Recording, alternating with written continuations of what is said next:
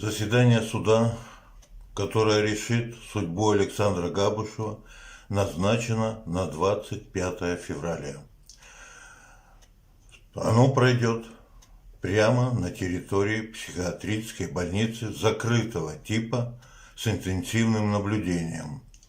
Заседание суда, соответственно, тоже будет закрытое, но с интенсивным нашим наблюдением общества.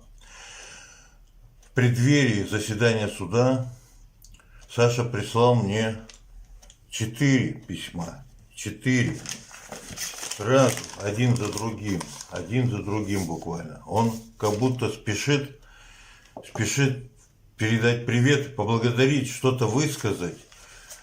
Может быть, зная, может быть, предчувствие, что его куда-то отправят, неизвестно куда. Естественно, я тоже спешу, и может быть сейчас немножко очень торопливо, но все же передам те приветы, которые очень хочет передать Александр. Что любопытно, он впервые передает приветы членам отряда и тем, кто активно освещал его поход, его дальнейшую судьбу. Передайте, пожалуйста, привет богатырю, бубну шамана, пусть, ребят, будет все хорошо. Я о них не забываю, пусть напишет письмо, мне будем общаться с ними посредством переписки. Передайте привет мистику и злому экологу, это блогеры такие известные. А также Хонгару, Лехе Кочегару. Он передает приветы Ворону, Черному крылу, как он пишет, и Александру Ангелу, Белому крылу, тоже передает привет. И многим-многим другим людям.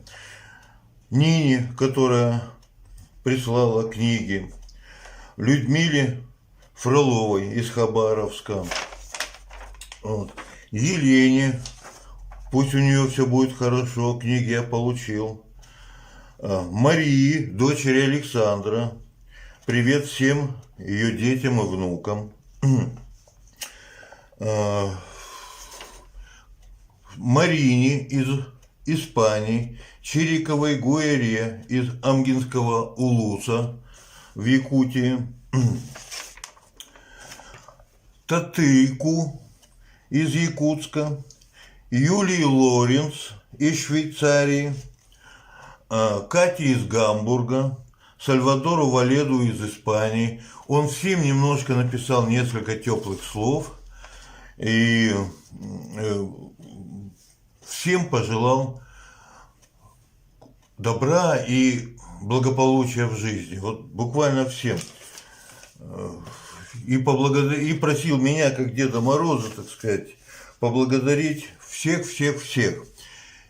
И что еще может быть важно?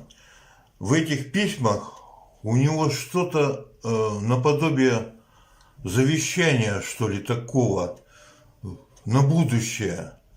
Всем людям, всем буквально, всему человечеству, можно сказать. Я, например, к россиянам вот такой кусочек письма зачитаю. Чтобы никогда не было политзаключенных, и чтобы никого не преследовали за их убеждения. Надо бороться до победы, иначе нельзя. Вот. Тут же привет Екатерине из Якутии, Нине и многим другим, так сказать, Ирине из Южного Урала, Ирине за посылку с продуктами, ну, и, в общем, приветы всем. Еще из такого, как бы, завещания, когда он пишет Марии, дочери Александра, передает привет ее детям и внукам, он пишет: скажите детям и внукам, что светлый и справедливый мир обязательно настанет. И нам надо быть дружнее и добрее друг к другу, передавать эту науку добра нашим детям и внукам. Это очень важно для нашей борьбы за будущее нашей страны и всего мира. Вот понимаете, судьба Александра Габышева в каком-то смысле это уже и судьба России, и судьба всего мира. Александр Габышев не совершил никакого преступления. Он вообще ничего не сделал. Он только говорил. И вот когда людей, призывающих к светлому и доброму, начинает опасаться, их не понимает, а еще вдобавок и преследовать, и садить в психиатрические тюрьмы, вот пока это будет продолжаться, у человечества нет будущего. И у России нет будущего, и у человечества будущее. Сашу Александра Габышева это не решение суда, это даже не решение президента должно быть. Это подспудное, внутреннее, подсознательное должно быть решение человечества. Таких людей надо освобождать.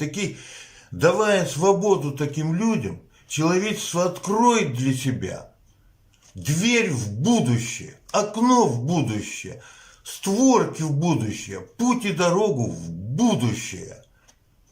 Из того прошлого войн, преследований, уничтожения миллионами друг друга, если не миллиардами уже.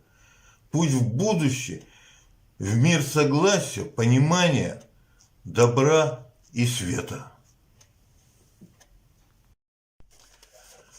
А вот этот кусочек письма я хочу показать отдельно. Я хочу показать отдельно.